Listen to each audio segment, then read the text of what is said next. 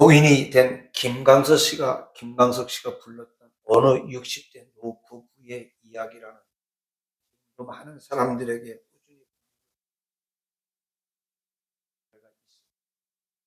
노래말 중에 이런 가사. 막내 아들 대학 시험 뜬 눈으로 지내던 밤, 어렴풋이 생각나는 또 가면서 큰딸아이 결혼식 날 흘리던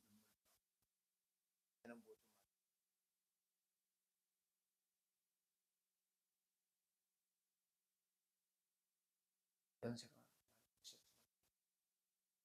반이다 보니까 이 노래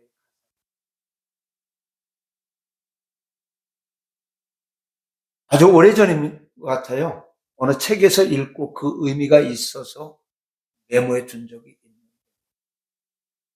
이 생각이 나서 오늘 이 시간에 여러분에게 함께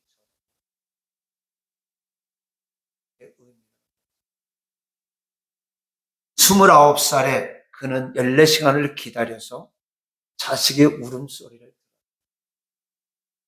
37살에 그 자식이 초등학교에 들어가서 우등상장을 타왔을 때 그걸 액자 만들어서 방에 걸어놓고 쳐다볼 때마다 그렇게 행복해했다. 누렇게 바래질 때까지 48살에 자식이 대학을 입학한다고 시험을 치르는 날, 직장에 출근해 있었지만 하루 종일 일에 손에 잡히지 않고 가슴이 울렁거리고 그렇게 초조할 수가 없었다.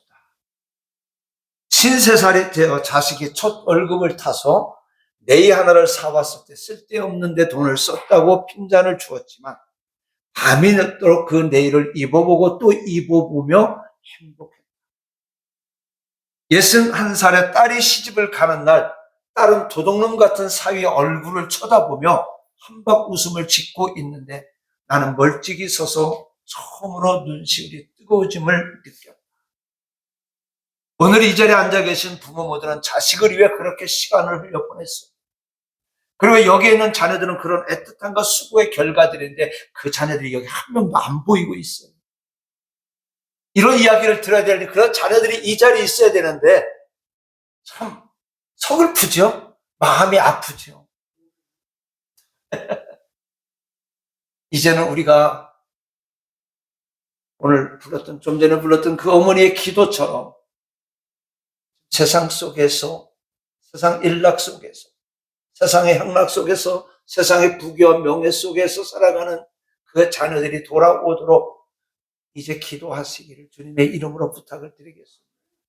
그래서 내년 어버이 주일은 사랑하는 자녀들이 우리 어머니가 이렇게 우리 부모님이 이렇게 키웠구나라는 그 마음을 가지고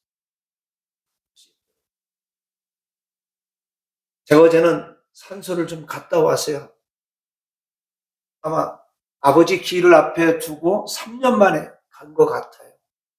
3년 만에 오면서 여러 가지 생각도 좀 많이 해봤습니다. 해보면서 우리 아들이 그러더라고요. 아빠가 돌아가시면 장로한테 삼촌하고 대전하고 서울하고 중간쯤에다가 이렇게 땅을 사가지고 다 땅을 해서 그냥 복장식으로 그렇게 얘기하니까 아버지 돌아가시면 그렇게 할게요. 그런 얘기를 아침에 오면서 잘하는 권사님의 이야기를 하는 거예요.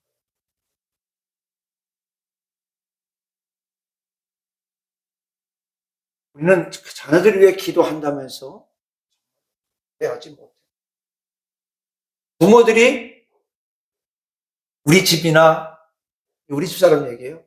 우리 집이나 우리 시댁이나 이야기를 돌아봤을 때에 하나님께 순종하는 그 모습이 자녀들에게 그 복이 가는데 우리는 우리 부모들은 그렇게 한다면서도 그런 모습을 보여주면서 우리 자녀들이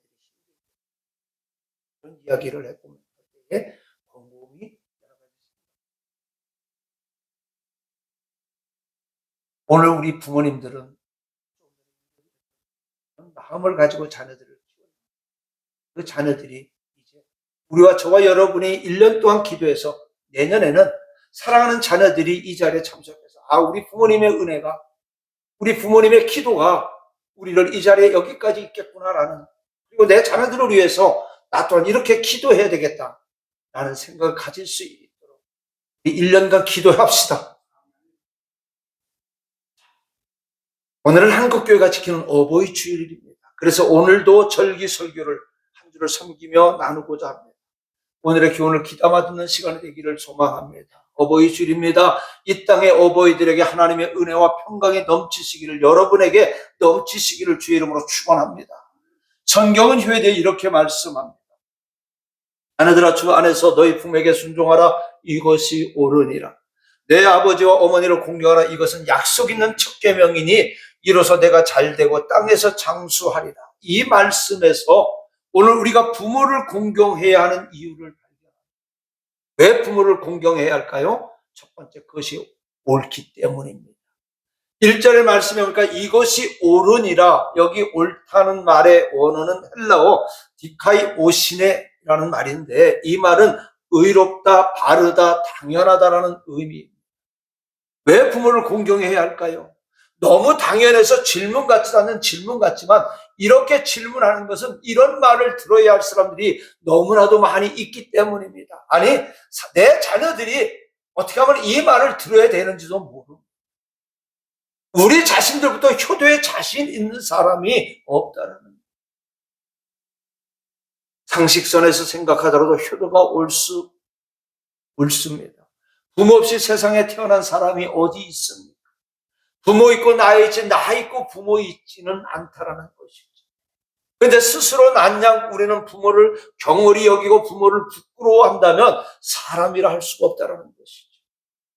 그래서 성경은 잠언 23장 22절에 보니까 너나 아비에게 청종하고 네 늙은 어미를 경히 여기지 말지니라라고 말씀하고 있습니다. 한문으로 반포지효라는 말이 있습니다. 여기서 반포지효는 돌이킬 반, 먹일 포, 갈지, 효도효, 즉 까마귀가 도망가지 않고 다시 돌아와 먹이를 몰아다 주는 효성을 가리켜 반포지효라고 합니다. 까마귀가 얼마나 영특한 동물인지 한번 기억하면 잊지 않는다고 합니다.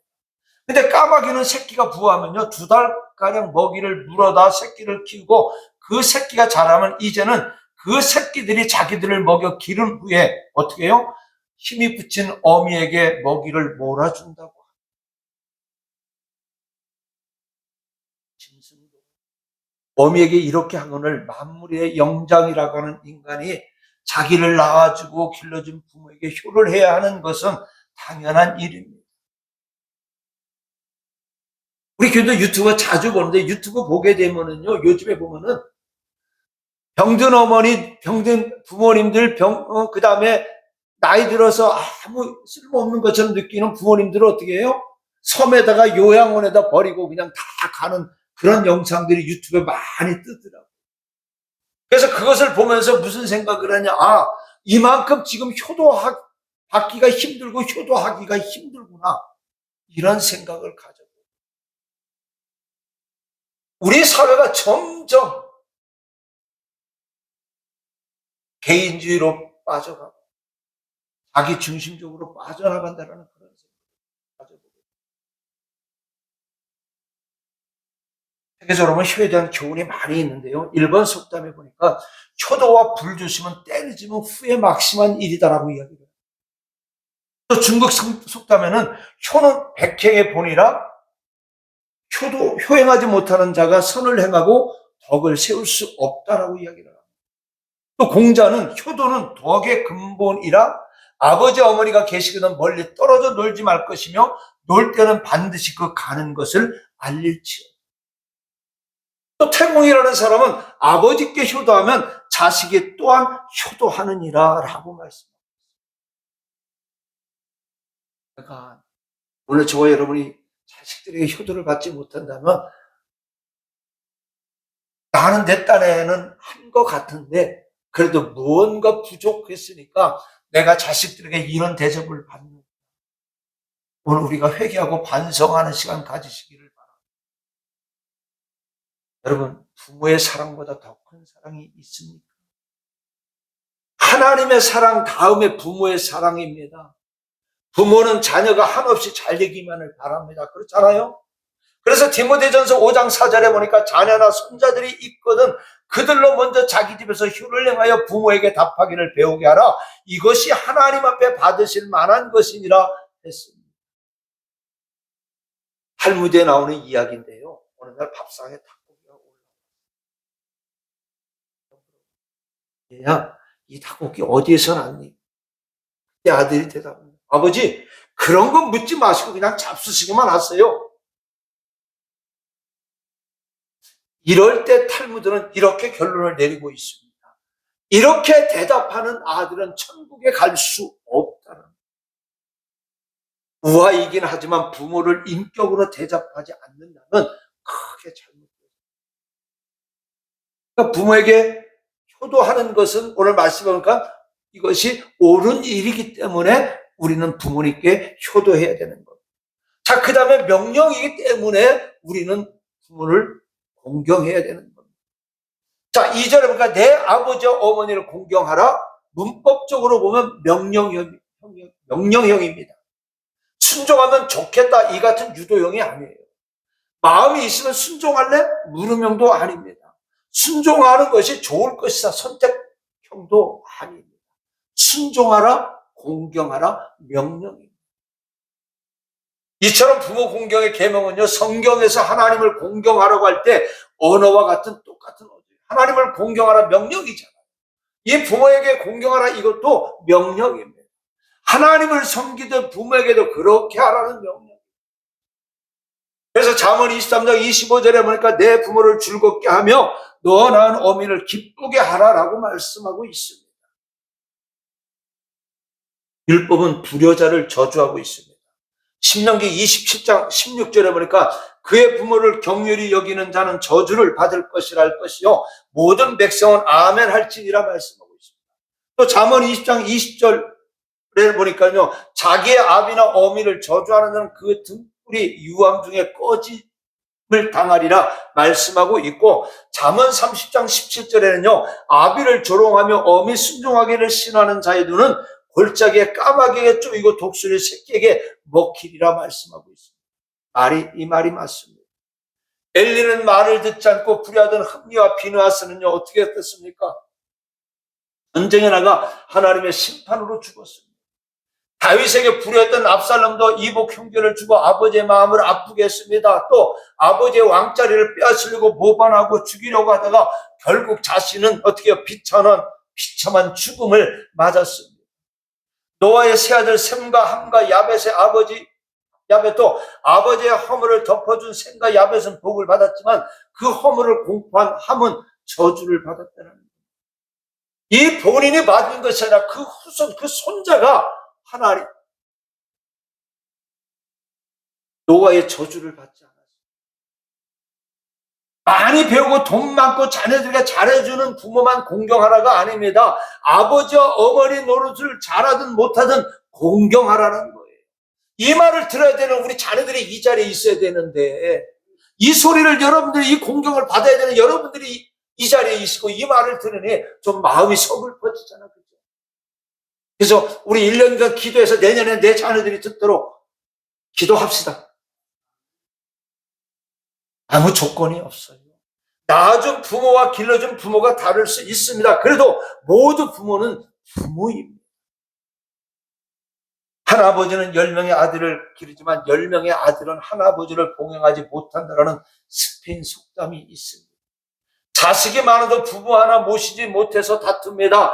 방법은 있습니다. 형제들이 함께 힘을 합하면 좋습니다. 우리도 그래요. 한 자녀가 부모를 모시면 다른 형제들은 힘을 합해서 매달 생활비 모아 그 형제에게 주면 불평이 없습니다. 저희 집 얘기를 해서 죄송하지만 저희는 어머님이 병원만 10년을 다니셨어요. 저희 어머니 병원비가 한 번 병원 들어가면 몇백씩 까졌습니다. 근데 저희 잘 못 살아요. 그런데 그래도 그 중에서 조금 제일 잘 사는 여동생이 그 부부가 병원비를 거의 또 하고 또 조금 더 이렇게 조금 있으면은 또 병원비 들어갈 때 십시일반하고 그래서 돈을 내지 못하는 형제들은 또 가서 병원에 가서 병간호를 하면서 이렇게 10년을 병치를 했는데 저희 아버님 돌아가시고 이렇게 가족 모좀 이렇게 해보니까 목동 아파트 33평 좋은 아파트들 2채 이상 값이 병원비로 들어갔어요. 그 얼마나 병원비가 많아요.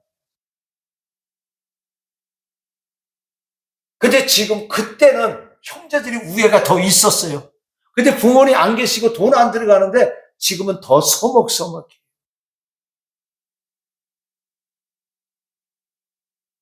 오늘 서로가 부모를 모시는데 하나가 돼서 협력하게 되면은 나가 생기지 않아요. 한 자녀가 부모를 섬기는 것입니다. 그래서 오늘 자녀들한테 이런 것들을 우리는 가르쳐줘야 돼요. 자, 그 다음에 세 번째 부모를 공경하면 복을 받기 때문입니다. 오늘 2절, 3절에 보니까 이것은 약속 있는 첫 계명이니 이로써 내가 잘 되고 땅에서 장수하리라. 성경이니까 이 말씀 이대로 믿어야 됩니다. 믿으시기 바랍니다. 정말 부모 공경하면 하나님께서 건강 장수하게 하시고 물질적으로 다 잘 살게 해주실까? 의심하지 마시기 바랍니다. 성경대로 믿어야 됩니다. 혹시라도 건강하지 못하고 삶이 형통하지 않다면 부모에게 잘못한 것이 없는지 우리는 한번 살펴보시기 바랍니다.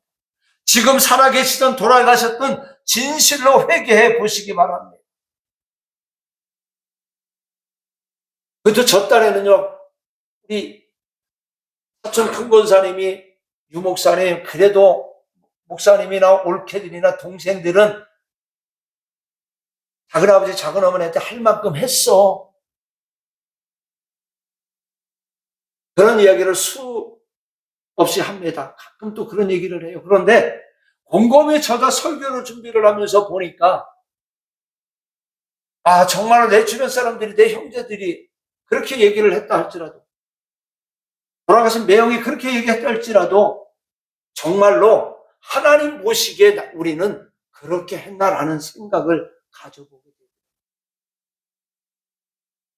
그래서 오늘 우리가 살아계셨던 돌아가셨던지 간에 우리가 잘못했던 것은 회개하시기를 바랍니다. 그럼 하나님께서 어떤 면이든 긍휼을 베풀어 주실 것입니다. 아브라함의 독자 이삭 아들을 하나님께 드리는 아브라함의 믿음도 위대하지만 충분히 도망칠 수 있었지만 아버지 말씀에 순종했던 이삭도 위대합니다. 아버지께 순종한 이삭은요, 하는 일마다 순탄하고 거부가 되었습니다. 그런 가는 데마다 우물을 팠을 때 우물에 샘이 솟았다고 그랬습니다. 무슨 말이에요? 형통했다라는 거예요. 어떤 신학자들은 말하기를요, 솔로몬의 부보다 이 이삭의 부가 더 크다라고 얘기하는 신학자들도 있습니다. 그리고 그는 180세까지 건강하게 살았던 거예요. 부모의 지혜로서 자녀들을 환난에서 면제를 받는 일이 많습니다. 혹은 어려움을 사랑하고 부모의 건강을 위해 연받은 젊은이들이 치료약을 발견하고 자기를 건강하게 한 사례가 얼마든지 있습니다. 지난주에도 강조했듯이요, 유대인들이 지혜로웠던 것도 조상들이 물려준 지혜 때문이었어요. 새로 시작하는 것보다 앞서간 사람의 언어와 이 덕이 얼마나 큰지 알아야 하겠습니다. 내가 잘해서 잘 되는 것이 아니라 부모를 비롯한 조상들의 기도가 헛되지 않았기 때문에 오늘 저와 여러분이 이 시간에 이제 한 1년간 기도하면서 그 기도가 헛된 기도가 되지 않기를 오늘 저와 여러분은 이 시간에 다짐을 하고, 그래서 내년 이 시간, 이 어버이 주일에는 사랑하는 자녀들이 이 시간 자리에 앉아서 우리 부모님이 이렇게 우리를 키웠구나, 우리를 이 자리에 있겠구나 생각하면서 그 자녀들에게 또 말씀으로 양육할 수 있는 그런 시간이 되기를 우리는 오늘 이 시간에 결단하면서 이 시간부터 조금 전에 불렀던 그 어머니의 기도가 오늘 저와 여러분의 기도가 되기를 바라겠습니다. 어버이날을 제정한 사람은요, 미국의 28대 대통령 우드로 윌슨입니다. 그의 아버지는요, 일찍이 돌아가시고 그의 어머니가 하나밖에 없는 자녀를 키우기 위해서 낮에는 산기슭을 일구어서 닭을 키웠고 밤이면 헌재봉돌 하나로 옷을 수선하면서 삭바느질해서 자녀를 키웠습니다. 그리고 윌슨은 어머니의 은혜에 보답하기 위해서 열심히 공부를 해서 존슨 홉킨슨 대학에서 수석으로 졸업을 합니다. 아들은 졸업을 하는 날 졸업생들을 대표해서 졸업 연설을 하게 되어 있었고 학장으로부터 대통령을 대신해서 금메달을 받도록 되어 있었습니다. 그런데 그 어머니는요, 자랑스러운 아들의 영광스러운 졸업식에 참석하고 싶었어요. 얼굴은 그을렸지 새카맸지 입고 나갈 만한 옷 한 벌이 없어 참석할 수가 없었어요. 그때 아들은 이렇게 얘기해요. 어머님이 참석하지 않는 졸업식이 제게 무슨 의미가 있겠습니까? 어떤 일이 있어도 꼭 참석하셔야 합니다. 그래서 자신의 모습 때문에 아들을 부끄럽게 할까봐 졸업식에 참석을 했는데 맨 뒷좌석에 숨다시피 하면서 졸업식에 참석을 합니다. 아들은 이렇게 얘기를 합니다. 제가 이런 영예를 얻게 된 것은 두 분의 공로 덕분입니다. 하나는 비천하고 없는 제게 교육의 길을 열어주신 교수님들 덕분이고, 둘째는 가난한 가운데서도 삭바느질하면서 저를 위해 기도하고 희망을 갖도록 격려하신 어머님의 한없는 사랑 때문입니다. 이렇게 하고는 대통령이 보낸 영광스러운 금메달을 목에 걸고 내려와서 그 어머니의 목에 걸어드렸습니다. 이 아들이 바로 1902년 프린스턴 대학의 총장이 되었고 그로부터 10년 후 민족 자결주의 원칙을 외쳤던 미국의 28대 대통령이 되었습니다. 그의 외침에 많은 약속들이 힘을 얻었고 그래서 우리나라도 1919년 3.1 운동이 일어났습니다. 대통령이었던 그는 1914년 미국 의회에서 5월 둘째 주일을 어머니 날로 정했습니다. 그때부터 전 세계 교회가 5월 둘째 주일인 어머니 날로 지키고 있었고 또 이제는 어버이 줄로 이렇게 드리고 있는 겁니다. 어느 전쟁터의 바닷가에서 저희의 군복 상의를 벗어놓고 진지를 갑자기 불어와 옷을 바다로 날려버렸어요. 그때 마침 적기가 출현해서 공습경보가 울렸고 상관은 즉시 참호로 대피하라는 지시를 내렸는데 그 사명은 옷을 건지기 위해 상관의 명령을 뒤로 하고 물속으로 뛰어들어 무사히 겉옷을 건져 가지고 나왔어요. 근데 하지만 이 병사는요, 명령 불복죄로 군사 재판에 되어 유죄 판결을 받게 되고 마지막 진술을 하기에 이르릅니다. 이제 이 사병은 모든 잘못을 시인을 합니다. 그리고 이 사병은 가만히 그 군복 주머니 속에서 사진 한 장을 꺼내들었습니다. 그러면서 다음과 같이 말을 합니다. 이 사진은 제게 마지막 남은 어머니 사진. 이 사진은 제 생명보다 귀한 사진입니다. 내가 명령을 어기는 줄 알았지만 저는 이 사진을 포기할 수가 없었습니다. 이제 저를 버려주십시오. 자, 이 사병의 진술을 들은 이 재판장은 한동안 아무 소리도 안 들리고 정적이 흘러 시간이 어느 정도 지나자 재판장이 마지막 판결을 내립니다. 어머니를 이토록 사랑하는 병사는 조국도 그렇게 사랑할 것입니다. 때를 선고.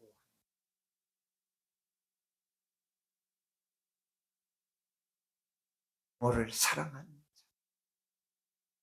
오늘 성경은 반드시 말씀하고 계십니다. 이 땅에서 장수와 모든 축복을 우리에게 주신다.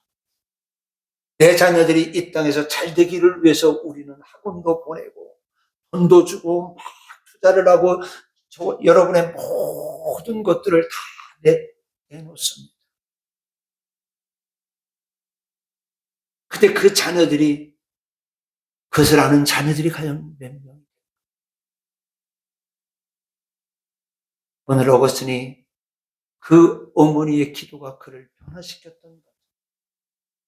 오늘 이 어버이 주일을 맞이하면서 이제 우리가 어거스틴의 어머니 모니카처럼, 또 오늘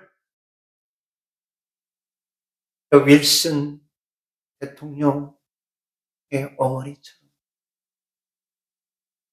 또 이 어머니의 그 사진 한 장을 붙들기 위해서 흙 속에서 그 옷을 건지러 왔던 그 같은 마음이 내 자녀들에게 내년에는 임할 수 있다. 그리고 내 사랑하는 자녀들이 세상 속에서 그 세상의 부귀와 명예를 위해 쫓아가기보다는 하나님의 말씀에 순종하고 부모에게 효도를 다함으로 말미암아 하나님이 주시는 축복 속에서 이 땅에서 잘되고 강건해질 수 있도록 이제 오늘부터 우리 1년간 기도합시다. 내 자녀들이 돌아오기를 기도합시다. 말씀 안에서 신앙 속에서 효도하는 자녀들이 되게 해달라고 기도하시기를 바라겠습니다. 말씀 마치겠습니다. 사랑하는 성도 여러분, 성경 말씀은 진리입니다. 귀하다 하면 귀한 것이고 크다 하면 크고 복되다 하면 복된 것입니다. 주님은 세상에 계실 때 위로 하늘 아버지와 땅으로는 부모를 한결같이 사랑하셨습니다. 마지막 운명하실 때도 제자에게 어머니를 부탁하셨습니다. 효도하고 효를 가르치시기 바랍니다. 그래서 우리 모두 하나님 앞에서 옳다 인정받고 영육간의 복을 받는 복된 성도들 되시기를 이 시간에 주님의 이름으로 간절히 부탁을 드리겠습니다. 은혜로우신 아버지 하나님 감사합니다. 내 부모를 공경하라 하셨던 아버지 하나님, 오늘 우리에게 부모를 공경할 수 있는 귀한 아버지 말씀을 자녀들에게 아버지 가르치게 하여 주시옵소서. 아버지 하나님이여, 사랑하는 자녀들이 이 자리에 있음에도 불구하고 아버지 하나님이여, 이 자녀들에게 효를 아버지 하나님이여 받아야 될 우리들만 있사오니 하나님, 우리가 바르게 가르치지 못함을 먼저 주님 앞에 회개하오니 하나님 용서하여 주시옵시고, 이제 아버지 하나님 이 시간 이후로 한 1년 동안 기도함으로 말미암아 사랑하는 자녀들이 내년에는 이 자리에 참석해서 하나님을 공경하며 하나 부모를 공경하는 아버지 귀한 아버지 자녀들의 믿음의 자리에 설 수 있도록 하나님 은혜 내려 주시옵소서. 아버지 하나님께서 함께하여 주심을 믿사옵고 예수님의 이름으로 기도드리옵나이다. 아멘.